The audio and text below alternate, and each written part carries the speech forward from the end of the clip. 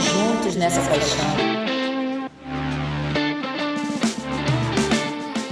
Olá, bom dia, boa tarde e boa noite. Seja muito bem-vindo a mais um podcast da Futicaro. Meu nome é Renan e estou aqui com os meus amigos Lele e Tiagão para mais um episódio de número 12, onde vamos estar falando tudo sobre a Copa do Brasil. Começando aqui pelo Corinthians e Juventude. O Corinthians perdeu para o Juventude de 2-1. O Corinthians se encontra numa situação mais desfavorável no Campeonato Brasileiro, na 17ª colocação. Porém, joga em casa esse próximo jogo da Copa do Brasil. O que você acha, Lili? O Corinthians vai focar no Brasileiro ou vai procurar se classificar para as semifinais? Primeiramente, bom dia, boa tarde, boa noite, Renan. Bom dia, boa tarde, boa noite, Tiagão. E bom dia, boa tarde, boa noite a todos os nossos ouvintes.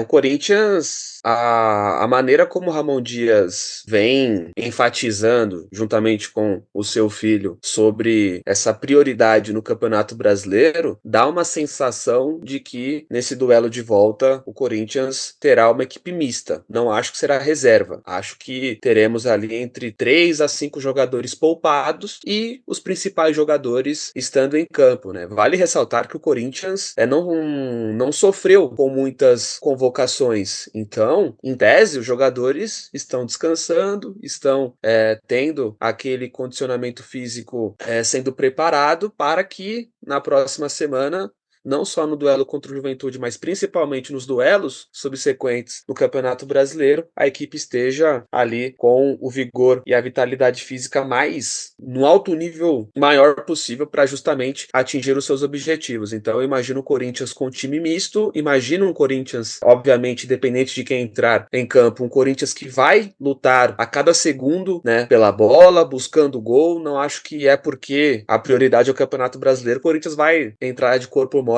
diante do Juventude. Porém, por outro lado, todavia, na minha opinião, o Juventude passa. O Juventude é uma equipe que o Jair Ventura, ele arma muito bem as suas equipes em duelos fora de casa. O Jair Ventura, ele é um treinador que muitas vezes é taxado, né, como um técnico retranqueiro, como um técnico que não vai atingir o nível que se esperava, mas ao mesmo tempo, o Jair Ventura, nas suas equipes recentes, são equipes que fazem muitos gols fora de casa.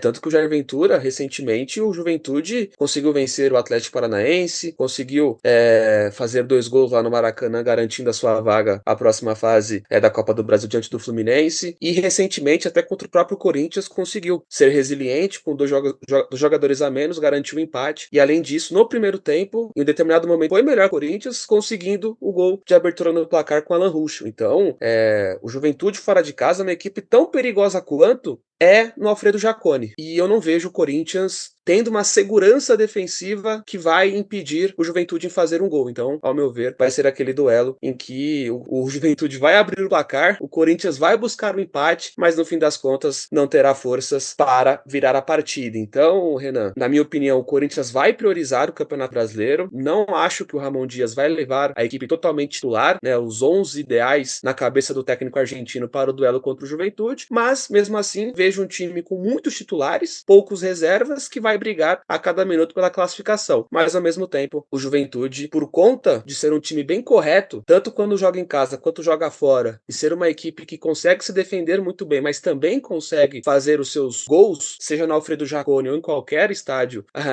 em território brasileiro, na minha opinião, o Juventude vai fazer história e vai voltar a uma semifinal de Copa do Brasil depois de tanto tempo. Bom dia, boa tarde e boa noite. Bom, o Corinthians realmente tem essa questão referente a priorizar o Campeonato Brasileiro, porque o clube ocupa, nesse momento de gravação, na 25ª rodada, com 25 pontos, uma média de um empate por rodada, né? Essa é a média de pontos do Corinthians. Uma média como essa que, se o Corinthians seguir, ele terá 38 pontos na 38ª rodada, e com 38 pontos caiu muitos clubes ao longo do campeonato. Pra gente ter uma noção, buscando, por exemplo, o campeonato da Série A no ano passado, e por que eu tô falando da queda e não tô indo pra Copa do Brasil, mas é justamente pra gente justificar a questão do plantel titular, misto ou reserva. No ano passado, o Goiás, ele caiu antecipadamente com 38 pontos. A briga ficou com Santos, Bahia e Vasco. O Santos terminou com 43, o Bahia com 44 e o Vasco terminou com 45. Se o Corinthians persistir nesse estigma, né, persistir nessa questão de pontuar muito pouco no Campeonato Brasileiro, ele vai cair. Então, a comissão dos dias, né, do pai e do filho, obviamente vão priorizar o Campeonato Brasileiro. Dito isso, com a ampla vantagem, né, que tem o Juventude contra o Corinthians, porque ampla vantagem? Porque o Juventude já jogou contra o Corinthians na Arena com 2 jogadores a menos e conseguiu sair com empate. E aí o Juventude vai entrar 11 contra 11 na Arena do Corinthians, sabendo que o empate basta. Então a classificação, ela tá nas mãos do Juventude. Eu diria que esse é o confronto mais tranquilo para um apostador ou para quem gosta de jogar em bolão fazer. Juventude e Corinthians, se você jogar na classificação, o mais provável é que aconteça mais um empate entre as equipes e esse empate vai garantir a classificação do Juventude. É claro, o Corinthians vai impor pressão mesmo com o time misto, vai impor pressão com o time reserva, mas até que ponto é prejudicial ou até que ponto é um benefício o Corinthians continuar na Copa do Brasil? Se a gente olha pelo lado financeiro, é super importante. O Flamengo acionou uma cláusula, né? Não é que o Flamengo negociou, o Flamengo utilizou de uma cláusula e vai cobrar juros porque o Corinthians está devendo sobre o Matheus França, aquela novela que se arrastou durante o começo do ano e o Corinthians não consegue quitar as suas dívidas. Ao mesmo tempo que o Augusto Melo pode ocorrer um impeachment ou não, vem uma cortina de fumaça dizendo que o Corinthians vai contratar o Depay. Pois é, a gente sabe quem a gente falou aqui da Eurocopa, falamos da Holanda e tudo mais. Sim, o Memphis, o Corinthians fez uma proposta, aparentemente, é o que se fala, de 60 milhões de reais por 2 anos. Mas, ora, alguém que não tem dinheiro para pagar e honrar as dívidas e os acordos, né, as parcelas que foram feitas desde o início dessa gestão, como pode ir ao mercado e contratar? Mas tem alguém que vai falar aqui no nosso podcast, cara, Thiagão, mas e vai usar o dinheiro da patrocinadora. Mas tá errado. É uma receita que o clube tem, sendo que ele já tem dívidas perante o mercado. Então o Corinthians hoje ele é muito mais extra-campo do que campo. E no campo, falando do Juventude, é simples, é muito provável um empate, e com esse empate o Juventude avança para a semifinal da Copa do Brasil. Mas passando pro próximo jogo do mesmo dia, né, dia 11/9, na quarta-feira, nós vamos ter mais um encontro entre Vasco e Atlético Paranaense, né? Vasco venceu 2 vezes o Atlético Paranaense por 2-1, e fica aquela pergunta, vai conseguir vencer o Furacão pela 3ª vez dentro de casa? O que você acha, Lelê? É um duelo dos 4, para mim é um duelo que possui muito mais ingredientes. Dos 4 duelos, talvez seja o duelo que, um exemplo, todos iriam passar do mesmo horário. Qual você assistiria, Leandro? Eu assistiria Atlético Paranaense e Vasco, porque a rivalidade entre a equipe Cruz-Maltina e a equipe paranaense diante desses últimos 2 duelos foi algo espetacular para termos, né, aquela famosa adição de possibilidades que uma partida de futebol ela pode ter, justamente por conta de uma confusão após o apito final, muitas provocações, questões também de arbitragem, e o grande ponto foi que o Vasco venceu esses 2 confrontos pelo mesmo placar e da mesma maneira, tomando 1-0 no primeiro tempo e virando a partida na segunda etapa de uma maneira muito idêntica, até com o Hugo Moura, né, sendo quase que um protagonista em ambos os momentos. Fez um gol no jogo que foi válido pelo Brasileirão e o gol foi assinalado impedimento, só que no jogo da Copa do Brasil, mesmo o Hugo Moura, no mesmo lado do campo, de uma maneira muito parecida, fez o gol que deu a vitória ao Vasco. Então, diante desse retrospecto recente, em que a equipe carioca e a equipe paranaense se enfrentaram em um espaço de 4 dias, na minha opinião, o Vasco passa. Na minha opinião, o Vasco vai garantir um empate lá na Liga Arena, por conta que o Vasco ele me demonstra ser uma equipe muito forte mentalmente. O Vasco ele vem buscando resultados de forma constante. Buscou o resultado contra o Atlético Goianiense, em um duelo em que o Atlético Goianiense foi muito melhor que o Vasco, mas o Vasco consegue o empate no final. Foi resiliente recentemente contra o Botafogo, para mim o melhor time hoje do futebol brasileiro. E jogo em São Januário, o Botafogo melhor, faz 1-0, o Vasco vai lá, empata no final. Foi muito resiliente e com um jogo mental muito forte diante do Atlético Paranaense, conseguindo se desdobrar ali nas segundas etapas, também com muito mérito do Rafael Paiva, até com mudanças táticas, enfim, substituições que pareciam que não iriam serem boas opções, mas ao mesmo tempo foram ali, de certa forma, o caminho para que a equipe conseguisse os gols. Então tem o mérito do treinador, mas também muito mais mérito também de um jogo muito mental, de buscar a virada contra um bom time e organizado do Atlético Paranaense. Sei que esses exemplos foram em São Januário, e o duelo de de volta será num território que para muitos é um dos mais hostis dentro do futebol brasileiro, que é, né, a saudosa Arena da Baixada, que hoje tem, né, como name rights Liga Arena. Então, por mais que o território seja diferente, o ambiente seja diferente, o Atlético Paranaense, na minha opinião, ele demonstra uma instabilidade muito grande, não só técnica, mas mental. Tanto no Campeonato Brasileiro, que está muito mais próximo da zona do rebaixamento do que do G6, e na Copa do Brasil, mais uma vez, teve essa demonstração, né? Vale lembrar que o Atlético Paranaense perdeu um jogo de ida para o Ipiranga, uma equipe de divisões menores do futebol brasileiro, e era um Atlético Paranaense em alta, em grande fase com o Cuca, e para muitos, se continuasse lá no Atlético, a temporada atleticana poderia, né, estar melhor, principalmente citando o Campeonato Brasileiro. Então, Renan, diante desses fatores, diante desta perspectiva, e principalmente por conta dos jogos recentes, na minha opinião, tanto pela questão mental e também pela questão técnica, atribuída à questão física, eu vejo o Vasco arrancando o empate lá no Paraná e, consequentemente, garantindo a vaga à semifinal. O Vasco que não disputa uma semifinal de Copa do Brasil desde 2011, justamente o ano no qual ele foi campeão. Olha, das partidas que se tivessem que acompanhar, né, se tivesse que escolher uma para acompanhar, eu escolheria Bahia e Flamengo. Eu acho que é um jogo mais agradável, tanto tecnicamente, tanto em questões táticas ali de ambos os treinadores, né? Mas respondendo de Atlético Paranaense e Vasco, eu acho que depois de Juventude e Corinthians, esse é o confronto mais tranquilo para se dizer que o Vasco vai passar. Eu sei que a gente tem esse receio pelo histórico recente do Vasco da Gama, da quantidade de quedas na Série B, por todas as questões também que envolvem o extracampo, com todos os problemas da SAF, o Pedrinho assumindo e tudo mais. Só que dentro de campo, o Vasco, ele é uma equipe de G8 hoje. O Vasco ele não perde desde julho e a gente está gravando esse podcast em setembro. Já o Atlético Paranaense, se a gente tirar os confrontos do Belgrano, o Atlético Paranaense não vence alguém desde o Bragantino, dia 7 de agosto. Já vai ter mês de aniversário. Então, se a gente tirar as partidas do Belgrano que foram pela Copa Sul-Americana, no qual o clube paranaense conseguiu 2 vitórias, tanto fora de casa quanto dentro de casa, o Atlético Paranaense não está vivendo uma boa fase. O time ocupa a 12ª colocação no Campeonato Brasileiro, tem jogos a menos, só que se não vencer esses jogos a menos, por exemplo, é uma das equipes metas, se por exemplo, Grêmio, Juventude, Criciúma e Fluminense tiveram uma ascendente, de empurrar o Atlético Paranaense para a zona da confusão, que ainda acho que vai permanecer os 4 atuais que estão lá. Então, olhando pela grandeza que o Vasco sempre teve em sua história e que pode estar no caminho de uma retomada, é super plausível a gente falar que o Vasco ele vai passar. Fora que o Vasco vem de 2 vitórias seguidas contra o próprio Atlético e ainda venceu o Vitória na última rodada antes da pausa para a questão dos jogos das eliminatórias. Então, para ser bem pragmático, para mim o Vasco passa e vai ser a última partida do atual técnico do Atlético Paranaense. Passando para os jogos de quinta-feira,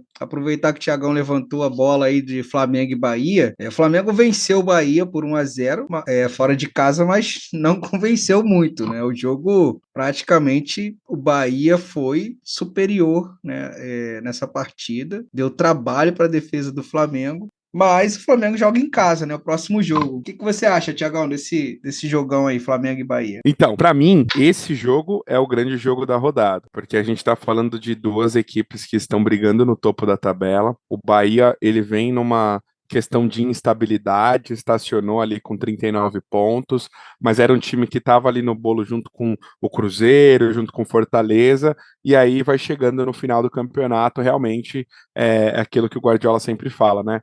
As primeiras 8 e as últimas 8 podem definir um campeão de pontos corridos. E o Bahia, ele estacionou numa zona que lhe garante uma segurança de brigar pelo G6, né, e por uma possível classificação na Libertadores, algo muito importante para o clube, e te dá a oportunidade de conseguir avançar contra um grande time, contra uma grande equipe, que é o Flamengo. A questão é justamente o mando de campo. Eu acho que é isso que pode pesar.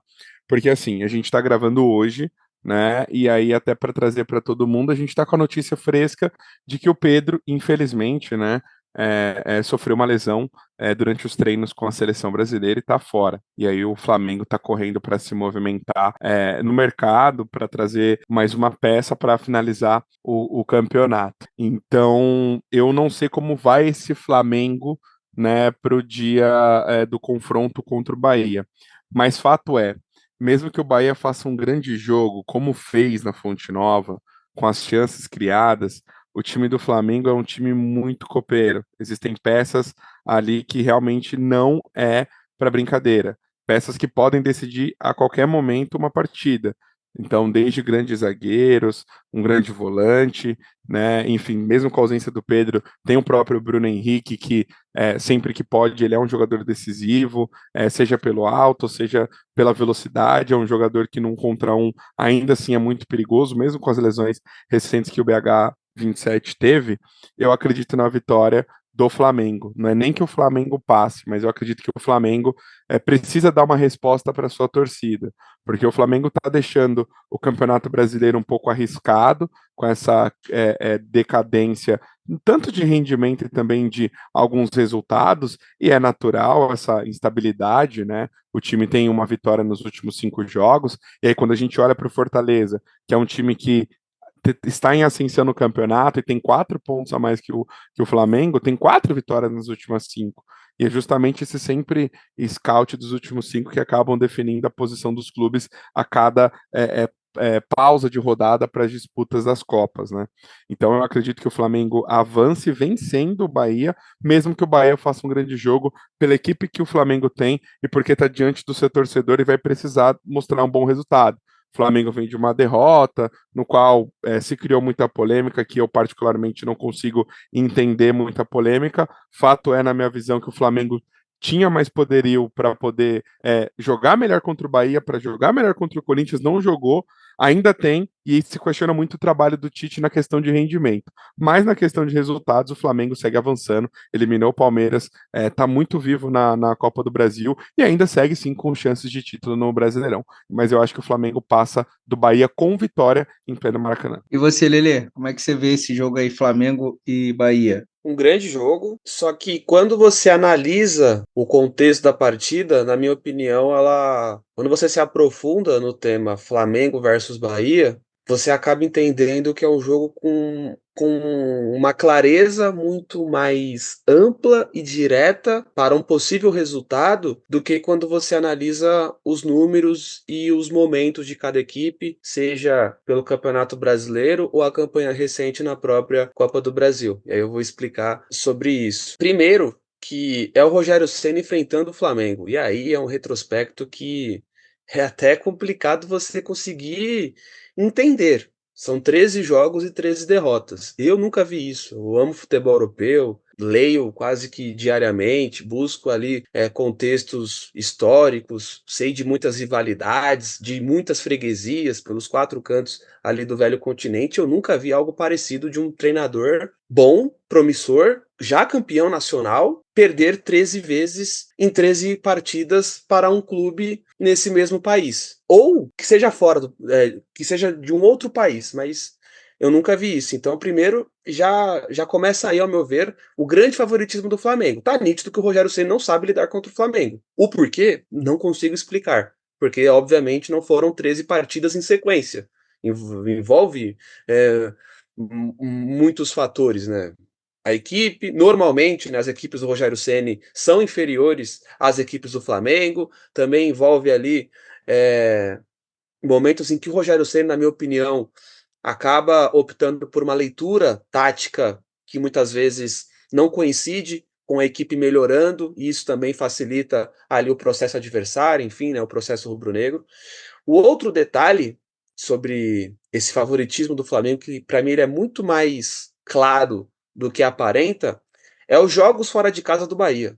O Bahia é uma equipe que, apesar de estar em sétimo colocado, o Bahia ele não tem resultados significativos contra equipes na parte de cima da tabela no Campeonato Brasileiro, né? Mais precisamente falando, fora de casa. O Bahia tomou 3 e foi dominado do São Paulo. O Bahia perdeu para o Palmeiras por 2-0. O Bahia, mesmo jogando melhor, perdeu para esse Flamengo do Tite por 2-1, gol do Davi Luiz ali na reta final. É um Bahia que eliminou o Botafogo, mas no Newton Santos não venceu. O resultado do empate foi ótimo, porque era um jogo de ida. Mas se pegarmos para o que o Bahia precisa na próxima semana no Maracanã, o que ele fez no Newton Santos não serve, que foi 1-1. Então, assim, é um Bahia que, se você olhar a tabela, né, do Bahia fora de casa, tem resultados grandes contra o Grêmio, contra o Atlético Paranaense, resultados que você não pode descartar e não pode diminuir. Porém, contra as melhores equipes do Campeonato Brasileiro, por exemplo, e até mesmo se tratando de Copa do Brasil, um jogo recente, contra o atual líder do campeonato, que é o Botafogo, o Brasileirão, o Bahia não vem bem. E para mim passa muito, não porque o Bahia joga mal, é apático e pragmático. Para mim passa muito na definição. O Bahia cria, o Bahia tenta, mas eu gosto do Tassiano, gosto do Everaldo. Para mim são dois jogadores que se completam. Para mim são dois jogadores que conseguem entender muito bem o que o Rogério Ceni pede e por essas e outras que são os artilheiros da equipe na temporada. Só que ao mesmo tempo, nesses jogos maiores, nesses jogos fora de casa em que você precisa ter uma assertividade quase que perfeita ou beirando a perfeição, porque você não vai ter tantas chances claras, porque você vai estar lidando contra equipes melhores que você ou do mesmo nível em territórios muito difíceis de ser lidado, o Bahia falta uma definição. Falta um jogador lá da frente que consiga definir com apenas um ou duas chances. Tem os meio-campistas. Para mim, o melhor quarteto de meio-campistas do Brasileirão, por exemplo, que mais me agrada é o do Bahia. Caio Alexandre, Everton Ribeiro, Jean Lucas e Cauli. Um completa o outro e conseguem defender, atacar de uma forma, para mim, esplendorosa. Principalmente até se tratando do Everton Ribeiro, que apesar da idade, um dos melhores meias ainda em atividades do futebol brasileiro. Mas eles não são artilheiros, né? Nunca o Everton Ribeiro foi um grande artilheiro, nunca o Cauli foi, nunca o Jean Lucas foi, nunca o Caio Alexandre foi. São jogadores que fazem gols, são jogadores que vão às vezes, mas não em uma sequência com uma frequência muito alta de ser um artilheiro. Eles não têm essa característica, a característica deles é outra. É de articular, é de armar, é de sustentar, é de dar condições para que os atacantes tenham mais possibilidades possíveis. Então, por esses fatores, eu vejo o Flamengo, mesmo sem Pedro, mesmo com muitas lesões, mesmo podendo ter ali muitos jogadores considerados reservas, eu vejo um Flamengo que vai conseguir a vantagem que já possui pelo jogo de ida e garantir uma vaga para a fase semifinal. Mas lembrando, não acho que vai ser goleada do Flamengo, acho que vai ser um jogo difícil para ambos. Na minha opinião, vai ser algo muito próximo do que foi no Campeonato Brasileiro, com o Bahia muito bem, só que ao mesmo tempo não conseguindo definir as jogadas da maneira como poderia. E aí, por essas e outras, é outro jogo que, na minha opinião, terá empate. Para mim, essa semana de Copa do Brasil, teremos muitos empates. E outra partida que ao meu ver, terá o placar igual após os 90 minutos, será entre Flamengo e Bahia. E caso isso aconteça, caso isso se confirme, é o Flamengo pela quarta vez seguida em uma semifinal de Copa do Brasil. Aconteceu 2021, 2022, 2023 e, se passar pelo Bahia, também 2024. O Atlético Mineiro vence o São Paulo no Morumbi. O que você acha aí, Thiagão? Tricolor jogando em casa, fora de casa, consegue reverter esse quadro? Olha, de todos os confrontos, esse para mim é o que tá uma incógnita. Esse aí é o que realmente pode os dois lados saírem classificados.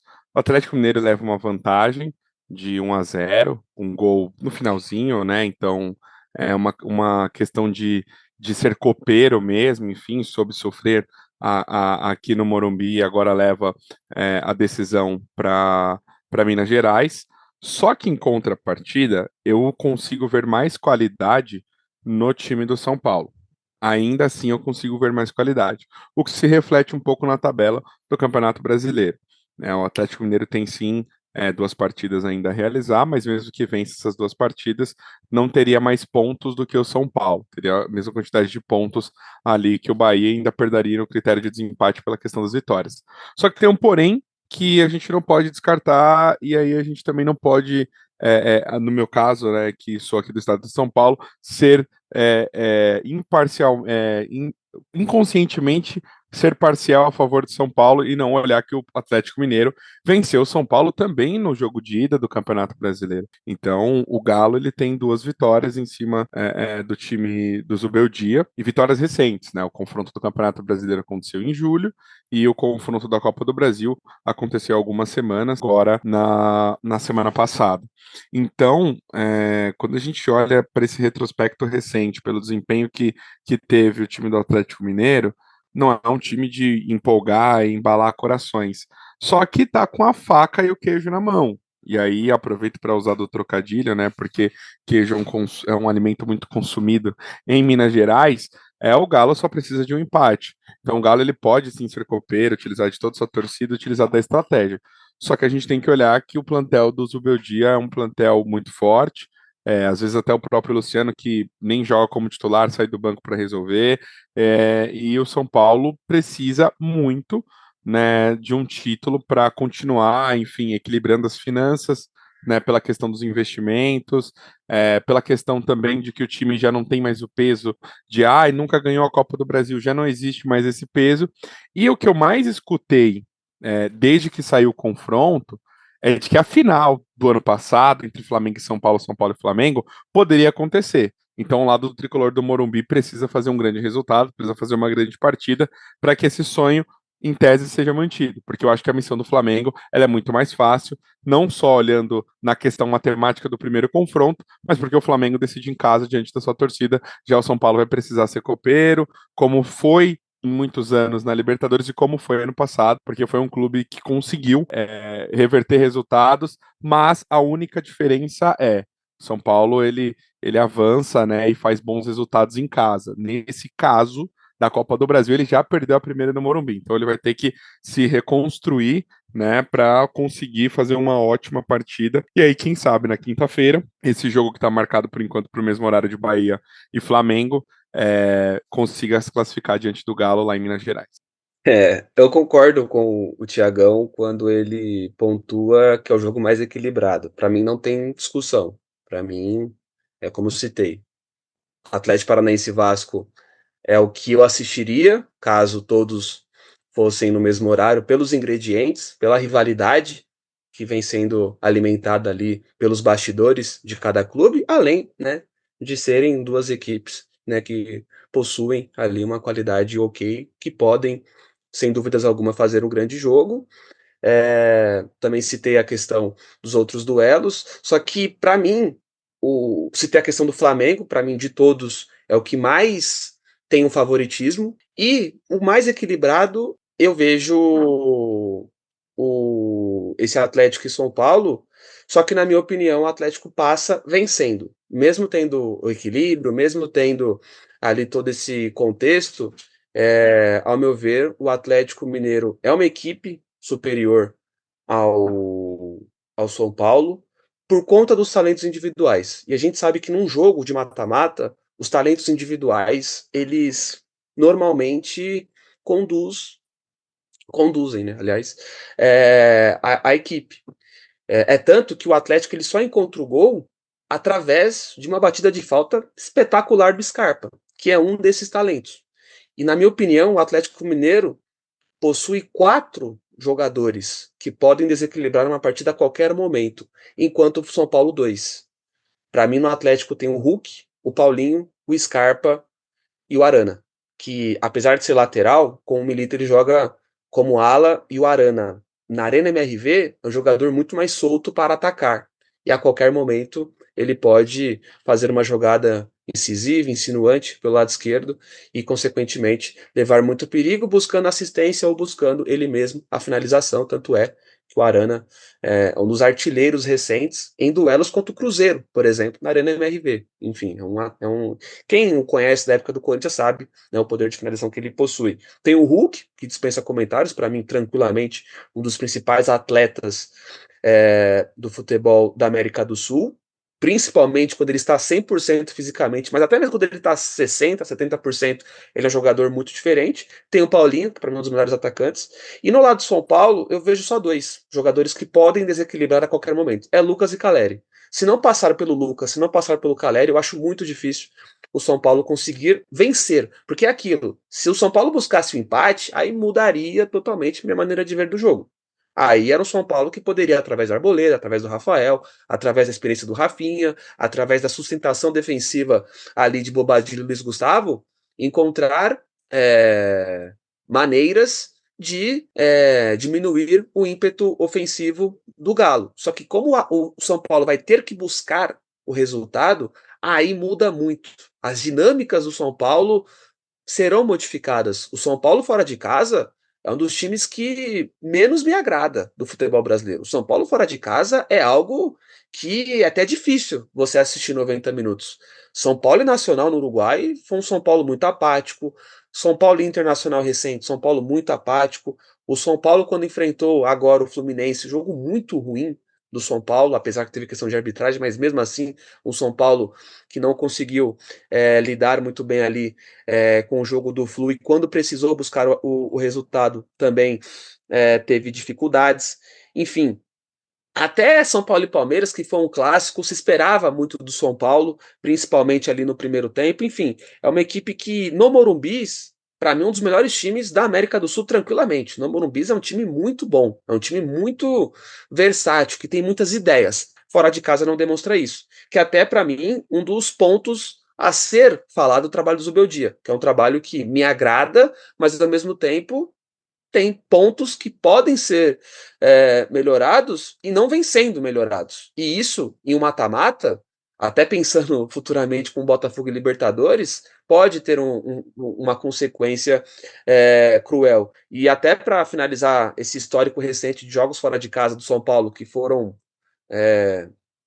horríveis em quase que todos os aspectos, contra o Goiás pela Copa do Brasil. O jogo lá em Goiânia também, outra partida. Ah, mas o São Paulo tinha vantagem. Sim, mas é o Goiás na segunda divisão, com um elenco muito, mas muito inferior ao tricolor paulista. E se alguém tivesse que vencer aquele duelo, não seria o São Paulo, né? O Goiás ainda foi melhor. Então, assim, e até uma linha de raciocínio parecida com a do Bahia. O Bahia, fora de casa, é uma equipe que não me convence e não convence quase que ninguém que o acompanhe minimamente. O São Paulo, idem. Então, pelo retrospecto recente do São Paulo e por essa questão de um Atlético muito forte, com talentos individuais que, em tese, estarão em campo, Scarpa, Arana, Hulk, Paulinho, ao meu ver, Renan, o Atlético passa, vence, e aí teríamos aí semifinais bem agradáveis, com o Atlético podendo, né, voltar a ser campeão da Copa do Brasil, algo que foi recente, né, foi em 2021, quem sabe, né, buscando o seu tricampeonato.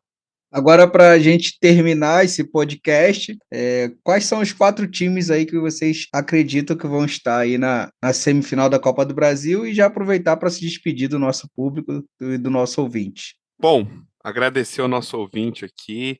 Copa do Brasil chegando na sua reta final. Também teremos Libertadores, Campeonato Brasileiro. Bom, facilmente o Juventude passa pelo Corinthians, um empate basta para a equipe do Rio Grande do Sul avançar na semifinal. O Vasco da Gama vai voltar a figurar entre os 4 melhores da Copa do Brasil, depois de alguns anos, quase, né, chegando a 2 décadas ali, está na metade ali do caminho, enfim, desde 2011, como trouxe a informação o Lelê. O Flamengo vai jogar com o regulamento embaixo do braço e a torcida, a massa rubro-negra apoiando, também vai se classificar.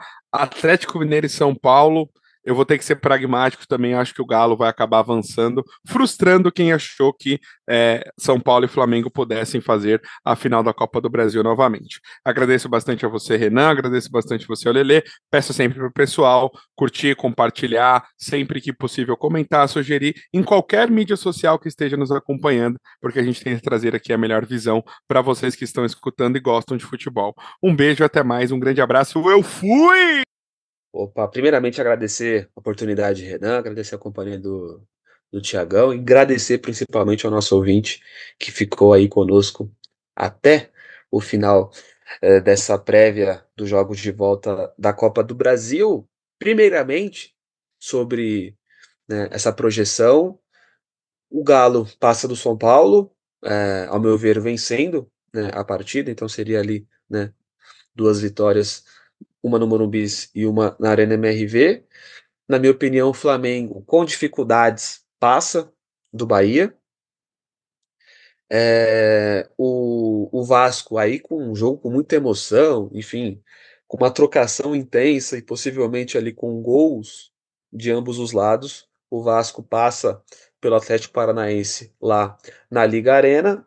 E o Juventude podendo até repetir, né, o caminho dourado de 99, quando venceu a sua única Copa do Brasil, que é até algo, né, curioso, né, o Juventude ele tirou o Internacional, tirou o Corinthians e também tirou o Fluminense naquela campanha histórica quando venceu o Botafogo em pleno o Maracanã. Juventude, que para quem não sabe, na época, juntamente com o Palmeiras, tinha o patrocínio da Parmalat. Então era uma equipe muito forte, com muito investimento, uma equipe quase que, entre aspas, SAF, já que a Parmalat tinha ali todos os... todo o controle financeiro e, consequentemente, esportivo do clube. E isso, de forma imediata, deu sucesso no Palmeiras, vencendo a Libertadores, e também no Juventude. Mesmo não tendo a Parmalat hoje, mesmo não tendo uma grande empresa, é o Juventude podendo fazer algo parecido do que fez no século passado. Então, diante disso, teríamos confrontos interessantes. Flamengo, para mim, passa do Juventude, o Atlético Mineiro passaria, aliás, do Vasco, e aí na grande final Atlético Mineiro e Flamengo, que inclusive já foi um grande duelo de Libertadores. Nessa projeção, mesmo o Flamengo com problemas, mesmo o Flamengo aí muito criticado, na minha opinião, o Flamengo venceria o Galo, e aí nessa projeção, para mim, o Flamengo será o campeão, apesar, né, de hoje não fazer tanto sentido, porque a equipe está jogando mal, mas a gente sabe que mata-mata envolve muitos detalhes que vão além do que é disputado em pontos corridos. Então, diante disso, Renan, essa projeção, Flamengo campeão. Abraços, até uma outra oportunidade, amigos. Então nós vamos ficando por aqui. Também quero agradecer a você, amigo ouvinte, que ficou com a gente até o final. Quero agradecer aos nossos comentaristas, Lele e Tiagão. Um forte abraço a todos e até o próximo episódio.